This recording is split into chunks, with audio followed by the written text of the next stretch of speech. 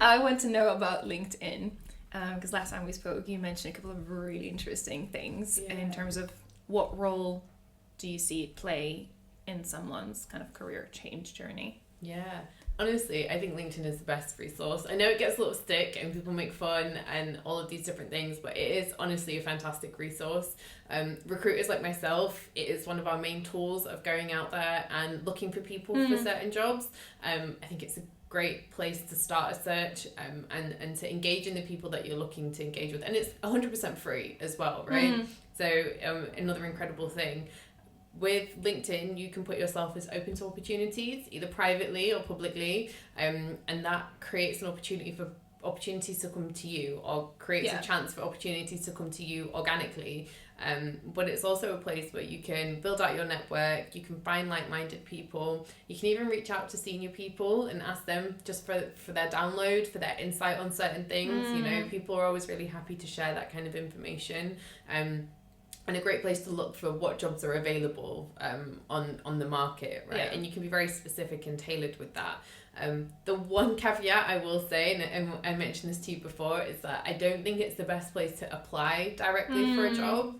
I know a lot of people have a lot of successes with LinkedIn Easy Apply, but I find that as somebody who posts jobs on LinkedIn, there can be a lot of algorithms that filter things out, a lot of AI's involved.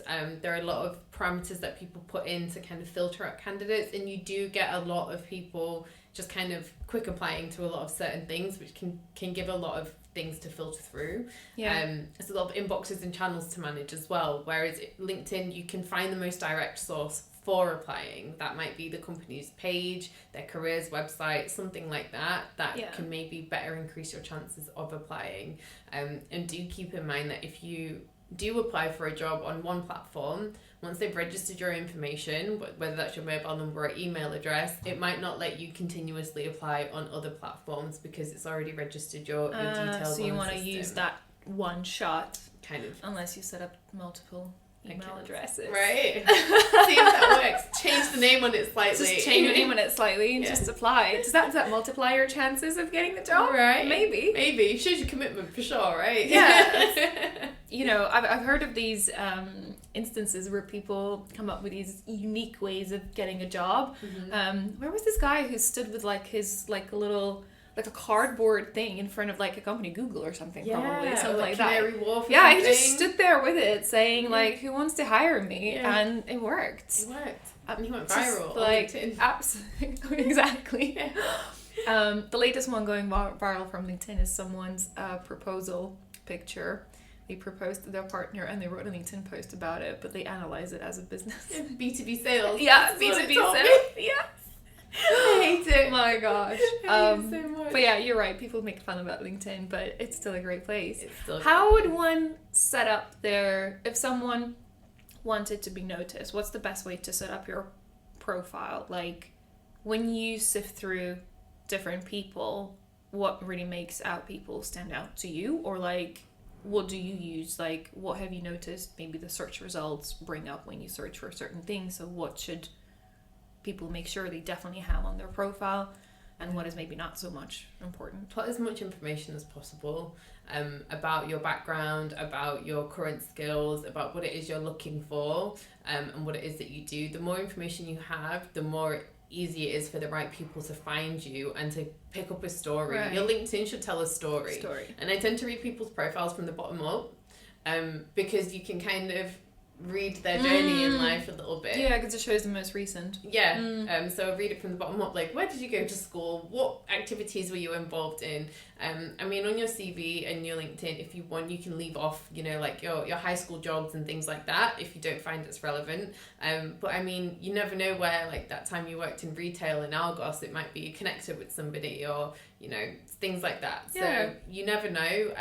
As a recruiter, when we use LinkedIn, we have a separate way that we can view everything, and we can very much just run searches using keywords. So the more information you have on there, the better, because then you're going to pop up on the top based on, it's a bit of like LinkedIn SEO. Yes, exactly. LinkedIn SEO. And so the more keywords that you have, the easier it is for us to find you. Put in as many skills, relevant or as irrelevant as you think that they are. Keep them all and update them regularly. Recommendations can help for sure in doing that, and post regularly on LinkedIn. It can feel cringy, or comment on things that you're interested in. It can be hard when you're starting off for it to feel organic, but the more you do it and the more you see what other people you're interested in post about, then the easier it is, and then you can kind of keep commenting on people's content, or commenting on an interesting thing that you saw, or commenting on the news and writing a little post about it, just a short thought piece, like what you think, like you would on Twitter or Facebook. Or the easiest way is to kind of just comment on other people's stuff that you see is interesting and relevant to what it is that you're doing, and you'll find that it creates natural traction, and and it will kind of help you engage with people that you're interested in. What do you see is more beneficial in the current climate? Is it to be more of like a generalist or a specialist? And that could probably link back to LinkedIn. Like, is it better to set up yourself as like a specialist, I have a niche, or is it better to be like, here are all the amazing things I can do? It can be really hard. I would say there is no right answer, as annoying as that is. It just depends on what it is that you're interested in. I would say have a good hard think about what it is that you're interested in and what it is you're not interested in, and you definitely don't want to do, and tailor it that way. Again, there's no point trying to sell yourself in a way that you're just attractive to other people but you're far removed from what you want to do. You would rather focus on what it is that you do want to do, what it is you love, what you're passionate about, and then kind of navigate and do it that way. And for some people that's being a generalist, and some people that is being specialist. I tend to find when people start out more generalist, and they become more specific and specialized, more niche as they get on, because you've learned a spread of what's out there, and then you can kind of cherry pick what it is that you like. But also, I should have said as well, always connect with hiring managers. When you see a profile attached to a job ad that's been posted on LinkedIn, go connect with those people. Click on just even if you're not currently maybe looking, but just maybe you can ask them questions about the role, about the search. Maybe there'll be something else that comes up, but now you're in somebody else's kind of you're in somebody else's network, you're on someone else's radar, and then that can help you get your CV to the top of the list as well if you are applying. How would you set up your profile if you're looking to move into a new area but you don't have experience or credentials, so you're in a bit of like a funny place? This is the area I'd like to be in.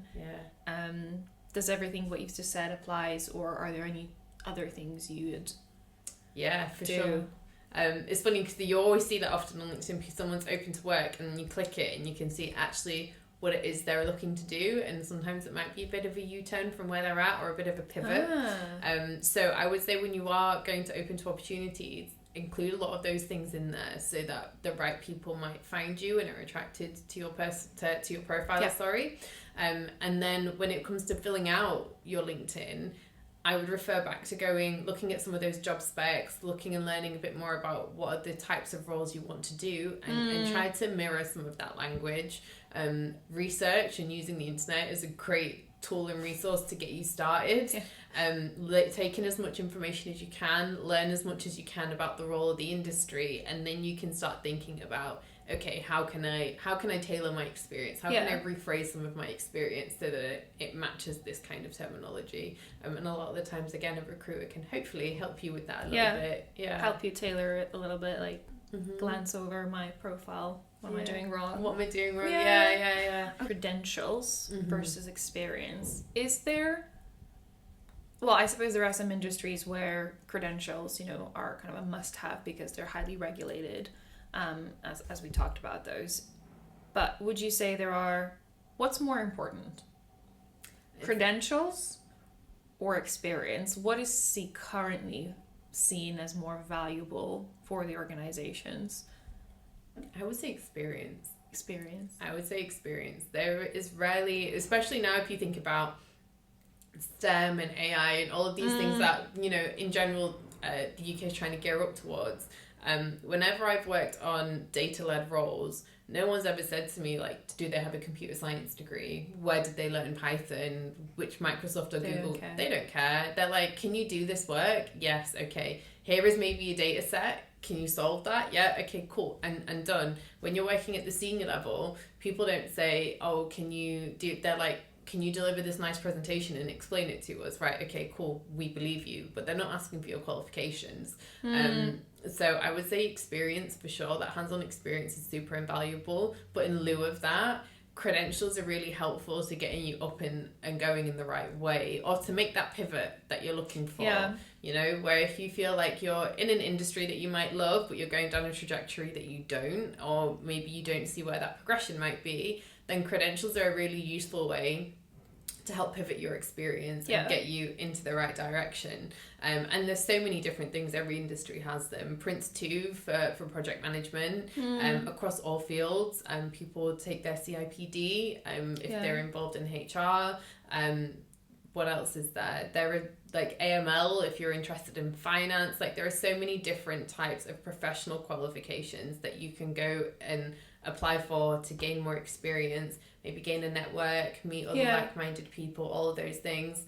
Free ones, cheap ones, some can be professionally sponsored by your employer that don't necessarily involve you going back to school and getting a master's, you know. Yeah. So I think it's just thinking about qualifications and credentials in a slightly different way, but I think they can be really useful when you don't have the experience. So I feel like it's one or the other. I don't feel like you have to have both. You don't have to have both. Yeah. Yeah. When it comes to getting more qualified in anything, I would just always think about, okay, what's the material benefit of this? How is this going to physically, truly impact me and help me get to the next level in my career? And if it's not going to, then maybe it's not as necessary as you think. So could a conversation with a recruiter or a headhunter help me? So let's say I have this field in my head I want to go and work in, but there's so many different options for me to choose from in terms of kind of reskilling myself. Would a conversation with a recruiter in that case help me identify, okay, I don't have to go back for masters, I can just opt for this, I don't know, 6 month kind of degree or diploma type of thing, which is going to be more cost effective and time effective for me, and maybe my current employer can get me do that. Yes, 100%, 110%, especially if you speak to a recruiter that's specialised, then they're going to know in that area, and they're going to know in that area. I mean, even again, LinkedIn being a great resource that we can run a search and see, okay, we can run a search for the job title or the industry that you're interested in. And see what are the most common qualifications. So yeah, I mean, it's a very simple, easy thing to do, and hopefully they'll be able to help you and tell you at the most part what people do or don't have. If they're like, no one really has any qualifications, then okay, cool, that's less work that you need to do. When someone does change careers, there is that, I suppose, is it a myth, is it not a myth, that you have to take a pay cut? Yeah. It's obviously one thing to consider if your transition could mean you're going to have to take pay cut. I suppose it depends on the industry, depends on the role, depends on the level to which degree you need your skills or credentials or experience to be. But does it always have to be that? And would you advocate for, in terms of like, that's the first place that we need to get our mind to, like, it's gonna have to be a pay cut? Yeah, I would say it's really a tricky one, and it's probably one of the biggest barriers to people not wanting to transition careers, because you may have been really advanced in your career and now you're thinking, oh bugger, I've got to start over from scratch again. I would say not always. Now, as a recruiter, I never ever advocate for pay cuts. I don't think that people should sacrifice where it is that you've built yourself up to in promise of getting yourself back up again, or to retrain and reskill. I do find that's really difficult, but at the same time, it just depends on how strong your passion is. Some people are really, really passionate about what it is that they want to do and where they want to go. And if that's really important to you, then I would say you shouldn't let anything stand in your way to do that. But if that is a consideration, and a big important consideration, then I would say, firstly, do you need to make as big of a pivot? Does it need to be fully 180? Like, do you need to completely uproot? 60? could it be 60? Is there something different that you want to do? And then you would try to work backwards and think about, okay, what is it that you really enjoy? What motivates you? What is it that you want to be getting out of your job? Because everybody's job is boring to a certain extent at the end of the day. I don't care what fancy job you have, there'll always be something that's menial and tedious and not as glamorous as it seems on the outside. And you only know that when you're on the other side, right? And that's the biggest thing I say to everyone. Like, everybody has a menial, mundane part of their job that they don't love doing, but they do it anyway. And so thinking a little bit about that can help kind of prioritize and help you prioritize what's important. And again, help you make a pivot that doesn't necessarily involve you taking a huge pay cut, but it's still giving you the other things that you want and pushing you again in the right direction that you need. Or if it's something about retraining and doing a complete 180, then maybe you can do that part-time on the side while you continue doing what you're doing, and that way you can kind of set yourself up for it. If you know you're doing a complete lifestyle change, I would just say it's something that you do have to think about and make peace with before you go on that process, and just accept that for the short term it might be a slight lifestyle change, but there's a long-term benefit and payoff, and then you just got to keep your eye on the bigger picture then, right? At that point, you have to have faith in yourself. I know a lot of people who kind of do portfolio careers, I suppose, where they kind of slowly start bringing in this new career bit by bit, but still hanging on to some of the financial stability there, which allows them to explore other areas. What about someone who either changes jobs very often? So when you look at their CV, they have like a change in a job or a change in a company, let's say every year, every 8 years. And let's assume they're not a contractor, because obviously that could be quite common for like temporary contracts and people doing contracting work. And then also maybe someone who has taken breaks in their career, because that's often the thing. Like, I know in the past that certainly used to be kind of a frowned upon. They're not loyal, they're not committed. What is wrong with them? Have they been fired? Silently fired, or whatever is the term. Why did they quit? Etc. etc. But also thinking of all the young people these days, like the Gen Z, so driven by, I did this work for 2 years, and there's this viral thing on Instagram and TikTok going around where they say if you don't change your job every 2 years, you're missing out on a lot of money, because you could be increasing your finances way faster if you actually change companies or jobs every 2 years. So like, how does that balance out these days?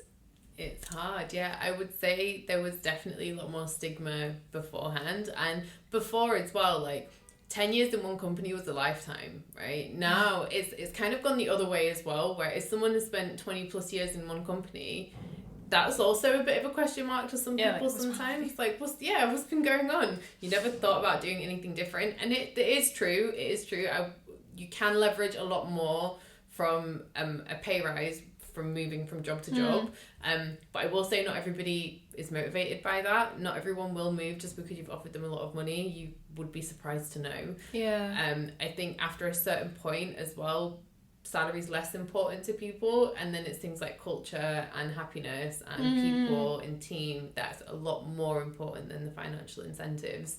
Is that something that they should be prepared is going to be frowned upon, and they are going to have to answer for those gaps, or like why? And if they do have to answer, what's the best kind of narrative they can build around that? I was going to say having a narrative, and I would say that goes for if you have short stints and if you have long stints. If you've been somewhere for a really long time, be prepared for the question of why now. You've been somewhere for a really long time. They've clearly kept you happy for a long time. You might be really enjoying it. So what is it that's now prompting you at this point? If you somebody who's moved regularly, what people call a jumper, be prepared to have a narrative, have some kind of story, have some kind of detail to share and to justify to an extent why it is that you made those moves at the time. If it is financial, or if it's because it made sense, or because you moved, or whatever. It's just about thinking about what questions is going to be in somebody's mind. So how can you take some of that out? If you have long breaks in your career, and it's something you're concerned about, then you can just make a note of it on your CV. And again, you can just let them know what it is that you're doing at that time, whether that was traveling, taking personal time, whatever it might be. Again, it's just filling in. I wouldn't even say it's creating a narrative or getting ahead of anything. It's just filling in blanks for certain people sometimes, of like, oh, I wonder what happened there. A lot of the time I would say it doesn't work really against you. But what I will say is that if you've had a 7-year career and every 2 years consistently you have moved roles, I would say that when someone's looking at a snapshot of your experience, that is something that they might notice and they might take into consideration of, okay, what makes us different that you'll stay here longer than 2 years because you've never stayed anywhere longer than that before. It's so expensive to hire someone, so they're kind of looking at it to do once and then just hopefully keep you. Forever. It happens naturally and for all sorts of reasons, but for sure people are just going to have that question, right? And they're going to think, we don't want to invest loads in you if you're just going to try leverage us to go elsewhere. You know, even if you might leave for other reasons, they just kind of want that reassurance. Prospective employers want a lot of reassurance as well. I think that's the other thing. When you're applying for roles, we're always very concerned about making sure we're the best fit and making sure. A lot of the time they also, on the other side of the table, have confidence issues and trust issues. And so, you know, they're also looking to mitigate a lot of that from their end. So the more you can help them with that, especially if you're really interested in a role, then the better. Yeah, because I suppose it can go the other way around. If people in the company tend to leave, what's the average kind of tenure? Yeah. You know, if they just tend to leave after a year or so, I'd be like, oh, yeah, what's going on? Important questions to ask. What's your attrition like? Why are you hiring for this role? A lot of people have started to ask that question. Is this a growth hire? Is it a replacement hire? Why did that person leave? What have they gone on to do? You know, a lot of almost everybody since COVID asks, have you made any redundancies in the last 5 years? How many rounds of redundancies have you made? What does job security look like? What's the way to double check that information? Because I suppose they could tell you anything. They could tell you what you want to hear. Yeah, I guess they could. I mean, you can try check on LinkedIn and see people that used to work there and that no longer work there. I guess it's in good faith. You would hope that they don't lie. You can reach out again on LinkedIn and ask people that have currently or previously worked at the business. You can check Glassdoor as well. I'm sure if somebody... Is that a good resource in general? I don't know if it's... I don't know if I'd call it a good resource. It's something that I would take with not even a pinch of salt, a grain of salt. But I know particularly junior candidates, they like to have a look. I don't think you can really stop people from looking on Glassdoor, but I would just say don't let it ever put you off. Take it into consideration. Right. There's another one called Fishbowl, something like that. Is that for salaries, isn't it? No, so I think Glassdoor is for salaries and the things, and the Fishbowl is just like company gossip, apparently. Is it? Yeah, like anonymous company gossip or something like that. Yes. So you can find all sorts of things there. I actually use Glassdoor myself, and I find it helpful for the interviews. So when applying for particular roles, there's very little you can do unless you pay for the account. Right. But the free stuff that you can view, it helped me sort of narrow down some of the interview questions that I may be asked. Nice. At a very particular company, particular role, level that I'm interviewing for. So it was actually quite helpful. I wasn't asked all those questions, but there was like one or two that I was like, oh, glad. Yes. I did my homework. Yeah. We come across a lot where people leave company reviews. And so if somebody's not had a great experience, they're going to have a lot to vent about. And if there are lots of things, you know, everybody has their own trauma, their own baggage that they're dealing with from previous or current employers. So if you see things that are, again, red flags for you that you're trying to avoid and you see it on Glassdoor, I would just take it with a grain of salt. You know, if you are in a position where you're having a conversation, challenge them on it. Again, red flag, green flag. If you bring up the fact that they've got these Glassdoor reviews, what do you think? What are you doing? How do you address them? And if they're very open with it, then green flag. At least you can hear what they have to say and you can hear them defend themselves and then make your own decision from that point. And if they're like very blasé or aggressive or defensive, then again, red flag. It might just kind of reinforce what it is that you've read online. but it's just like anything, you're reading something online, so and people don't tend to post positive stuff that much. People usually go online when they have something to vent about. If someone is looking to change careers, like what is the best place for them to sort of keep up to date with market trends, what's going on, aside from keeping in touch with it? Now I'm going to say to everyone, you must have one. You must have a personal one. Yeah. But what is kind of the best place for them to kind of keep up to date with what's going on, that they sort of could make more informed decisions, regardless of where they're at in their career change journey, whether they're, I don't know, in it right now or whether they're just sort of considering it. I'm going to say something a little bit old school. Ooh. And I would say that's LinkedIn and newsletters for your industries. There is a newsletter, like say for every professional trade body regulatory service, there's an associated or affiliated newsletter. For healthcare, there's Pharma Live. For research, there's MRS, Quirks. A lot of these people that host conferences, things like that. They're also job boards. They're also like industry news pages and things like that, where people are keeping up to date on movers, on shakers, on top 5 companies, top 100 companies in your chosen profession. There's even more general things like Sunday Times best place to work and things like that, fastest growing businesses. So on there you can keep on top of who's doing what, who's doing well, what's changing, what are the trends, who are the senior people, where are they moving to, what people like to call movers and shakers.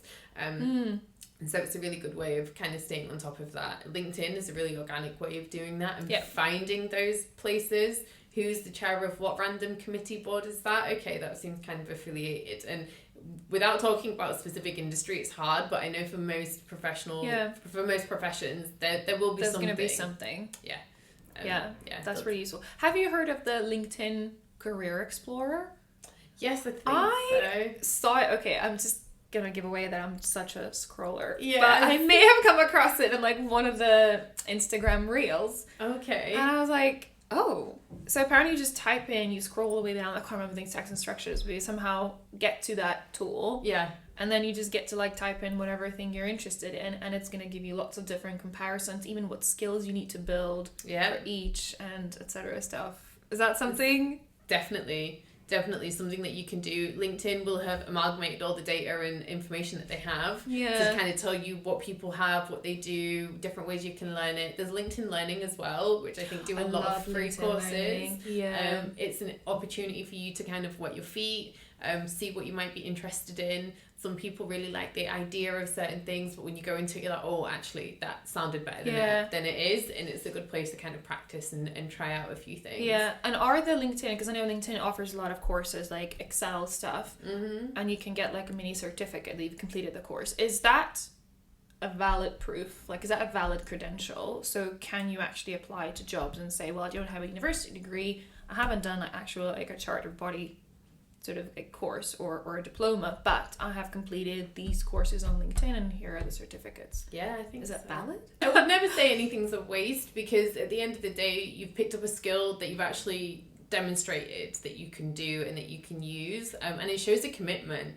I would say more than anything, a professional qualification just shows that you've got your commitment. You're committed to doing something, you're very invested in doing it, and these are all the things that you've done to supplement your knowledge and understanding to prove that this is the direction you want to go in. My takeaway is you must have a recruiter in your circle or a headhunter. You must reach out. You can reach out. You don't have to pay them. No. So that's a huge discovery for me, and just to understand how much can that person actually add value to your career change journey, all the way from finding the best networking events, connecting you with the right people, helping you understand how to shape your CV skills, and kind of just help you even maybe make up your mind where you might want to move into. Anything else you'd like to leave people with? I would say don't get disheartened and don't give up. I'd say that's the biggest thing. Confidence and persistency is key. there'll be a lot of doors that you feel like are not opening, but once they do, and if you believe in yourself and you know what it is that you're interested in and what you want to pursue, just don't give up. You will get there eventually. It doesn't need to be so difficult, hopefully. Yeah. All right, well, thank you so much. It's been such a pleasure, and I certainly have learned a lot myself. This conversation has been epic. I'm glad. So thank you. No, thank you. It's been lovely.